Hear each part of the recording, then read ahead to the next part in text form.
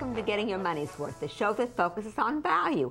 I'm Judith West, and our guest today is Fay Radding, Senior Gerontologist for Metlife. Hi, Faye. Thanks for being on the show again. Thank you, You were so good, we brought you back. Okay, maybe we'll make this an annual visit. Annual trip. Great to be here. Okay, so just to set the stage for everyone, what does it mean to be a Senior Gerontologist for Metlife? Well, Metlife has a research institute that looks at the issues of aging and retirement, and that is the Mature Market Institute. And at the Mature Market Institute, we study the issues of the second half of life. So when we think about gerontology, it's the study of older adults. Okay. Can you clarify for me, in today's world of longevity, where do you think the second half of life begins? I mean, give me a chronological age. What do you guys use as your start point? Well, we might start at 50, 45. Oh, I thought like the Beatles, 60 was a new 40. We are having a long lives are coming, right? We're going to maybe live to 100. Well, I think I just read that in today's world, babies born at this moment in time, half of them are expected to live to 100. Exactly, you got it. So we have to plan for a very long future. People may work for 40 years, 30 years, but they may spend 30 or 40 years also in retirement. Right. And are people doing that, Faye? They are, absolutely. No, are they planning? I know they're doing it. Oh, they're doing it. I know they're living. I know the statistics tell us that. But what about the planning piece? The planning piece. Well, that's a great question. And actually, we just did a study called Best Case Strategies for a Flexible Retirement. Okay. And we, at the Mature Market Institute, we partnered with Scripps Gerontology Center at Miami University in Ohio. And we looked at how people are thinking about planning. And what we found is there's about 10 different types of people and how they think about planning. And while Americans may be thinking about planning for retirement, they're not all thinking about it in the same way. Are they doing more than thinking? Are they actually doing something? Yeah. Well, we found actually that 80% of the people are doing at least an hour in 6 months of planning for retirement. Okay. And you've produced them. But I want to get to the point. Yeah. When you say planning, what does that planning consist of? Does it consist of actually having a plan of action? I mean, and doing it, like putting aside X percentage or,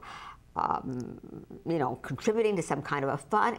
Are people actually planning? What is planning? Yeah, what is planning? Well, let me just think about, first of all, the personality types that we looked at. Okay. What we found was there are people who have been categorized as wood knockers. And they may that means this? Yeah, knock on wood. That's their planning. That's their planning. There are some people who are resistors, and it's like, no, I'm not going to go there. There are some people who are snoozers. They're hitting a snooze button, and they say, I'll think about it later. That's like a denial. Yeah. I'll think about it later. I'll think about it later. Later. And then there are others that are realists, that have used the lessons of the past to think about the future.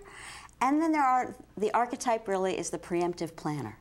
So the preemptive planner is the type that we all should aim to be, that we want to be prepared for retirement. And what does that mean? Preemptive planners are the type of people who put the paper to their pencil to the paper. They think about it all the way to the end. They seek out information. They gather advice, and they create a plan. And they do it. And they do it. Okay. Now, is it? I just want to ask you. And by the way, I also want to hold up. I know you're editor of your this. What is this? A newsletter that you send out? This is a monthly electronic newsletter. Quick Facts, and I have to say I read through it. I got a couple of tips. I think it's a very you don't have to be old to learn something from this. You That's can right. At any age. Even any age, family members can do something about it.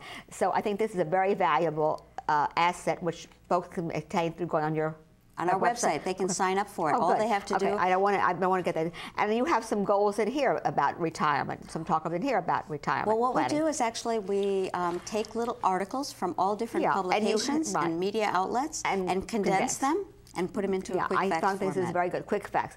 But let me just ask something about this.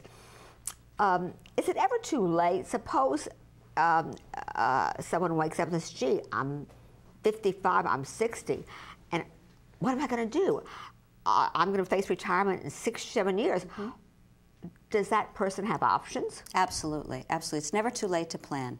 In fact, another resource that we've produced is called the Retirement Readiness Index that comes with a workbook for individuals to think about how they might plan going forward. And it looks at basically 5 key areas with questions in those each areas that they can think about. And most people don't start planning, unfortunately, until much later. Yeah, I mean, I suppose if you got down to it, the earliest you can to start. I mean, it's never too early. It's never too early. You want to start in your 20s. Right. Exactly. Start thinking about it. So those 5 areas, should I tell you about those? Yes, those okay. are work. Where are you going to work? How much could you work? What would you want to do? Family and relationships. Who are your friends? What are you going to do? Also, are you prepared for the unexpected? What are you going to do for contingency plans?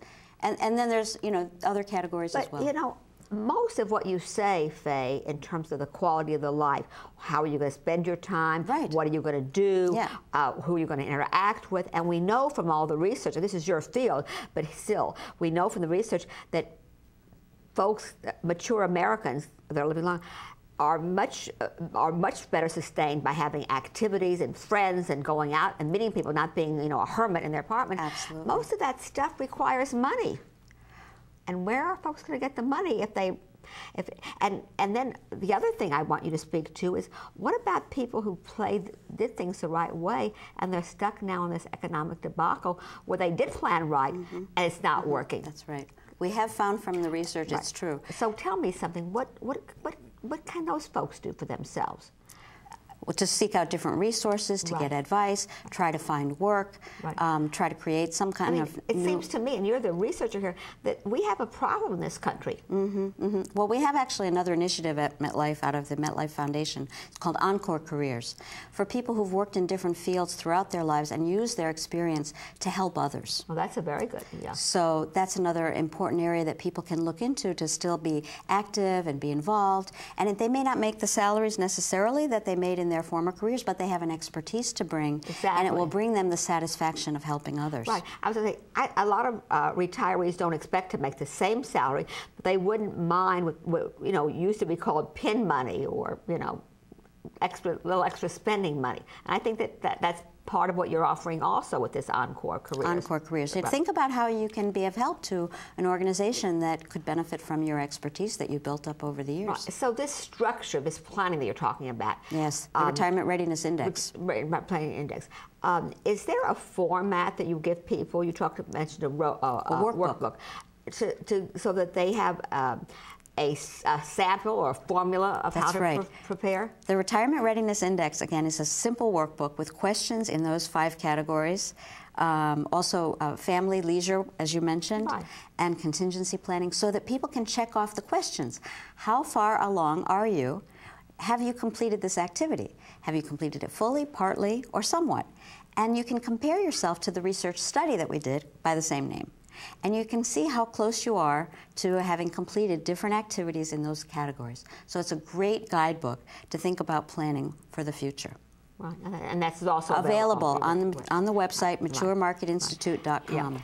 Yeah. You work with couples, you work with men and women. We do research on women, we do research about all individuals over the age of 50. Right. You have published something particularly for women. That's Do right. women have different needs in retirement, different goals? Well, women live longer than men, is what we know. Right. Women take an average of 12 years out of the workforce to raise children and take care of elderly relatives. Right. They usually end up living alone as they are predeceased by their spouse, and they end up having been a caregiver, using their own resources often to care for them. And because they're living longer, they end up alone, needing care themselves. And resources. Exactly. Right. So women have special challenges. Right. And you have a plan for helping women focus. What are some of the ways that women can get beyond some of their special needs later in life? Start planning early. The woman should plan. Women should start planning. Is that in your is this in your brochure? You're just giving the retirement journey. Yes. What today's women need to know and do. So give us a succinct briefing on what they can find in this book. Well, it's actually laid out very simply what women should do in their 20s, 30s, 40s, 50s, and 60s. So it's an actual guidebook with information on those different generations, what women should be thinking about, as well as resources and tools and for further information in the back. Do you think you can convince some young women in their 20s and 30s to buy 1 or 2 less pairs of Manolo Blahnik shoes and perhaps save that money or invest it instead?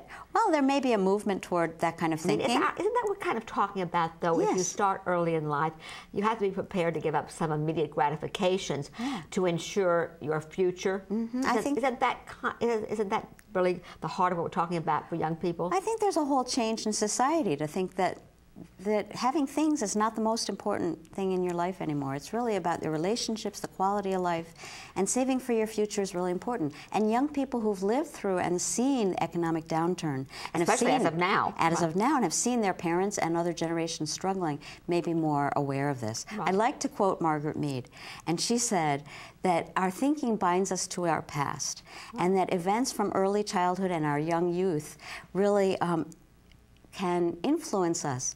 But when the sociological and technological change accelerates, our past is no longer a good guide to the future. Well, I think you said one key point, and I've been reading in the paper, this past week was college admissions week. Most of the universities notified their applicants, and there have been many blogs and reports in the paper about college, the applicants, how they felt about it, the seat when they got there. And many said that they had to give up their first choice. They had to wait to see where they got the most financial aid. Right. And there were young people who said very clearly, I can't expect my parents to mortgage their future to pay for my education. I have to go where it's affordable. And I think that this may be the first time in a period of that growth that young people have had to come to face with this kind of thing. They're becoming more aware of it. Right, exactly, which is not a bad thing. It's a good thing. It's a good thing. I think there's a movement toward that kind of thinking, that less is more. Right, as the saying goes. Yeah. Well, one thing I think that people have learned is that it certainly is more when you need it. Yeah. I think the biggest fear that many folks in retirement have, when I talk to them, is they're afraid they're going to outlive their money. What do you say to people that tell you that, Faye? Well, when they're going to outlive their money, there's, again, a number of things that they can start thinking about, whether they're thinking about returning to work, making sure that they've protected their assets, protection products like disability insurance.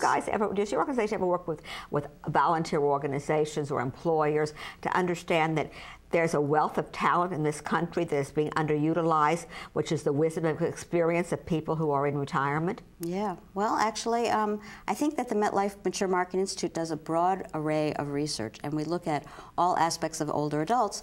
And certainly in Quick Facts, we summarize many of the articles that are highlighting the talents of older workers. Right. And also, I don't want to forget about your Encore Careers. Encore Careers. Okay. Right. Thanks. You've given us a valuable, we call this show Getting Your Money's Worth. So you've given us a valuable lesson today. Thank you so much. And thanks for being on the show.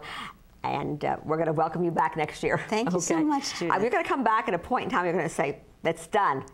100% of mature Americans have planned. Won't that be great? We have to live long enough, though, for that, right?